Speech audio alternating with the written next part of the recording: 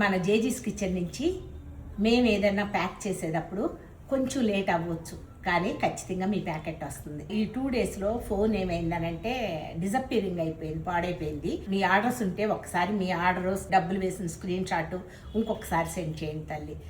అలాగే ఇప్పుడు నేను చేసినవన్నీ చూపిస్తున్నాను, ఒకసారి చూసేయండి. ఉడకకుండా పచ్చి గోంగూర పంపించాను అనుకోండి, టేస్ట్ బాగోదు. చింతపండు పేస్ట్ రెడీగా ఉంది, ఇట్లా తీసి ఉడకబెట్టి చేస్తాం అన్నమాట. ఇప్పుడు చేసిన చికెన్ పచ్చడి, కొత్తిమీర పచ్చడి, ఒక 2 డేస్ అన్న టైం ఇవ్వాలమ్మా. ఇదిగో ఇంకా తిరగమోత ఆరలేదు. మటన్ పికెల్ నాకు 1/2 కిలోనే వచ్చింది, అందుకనే 1/2 కిలోకి సరిపడానే చేశాను అనమాట.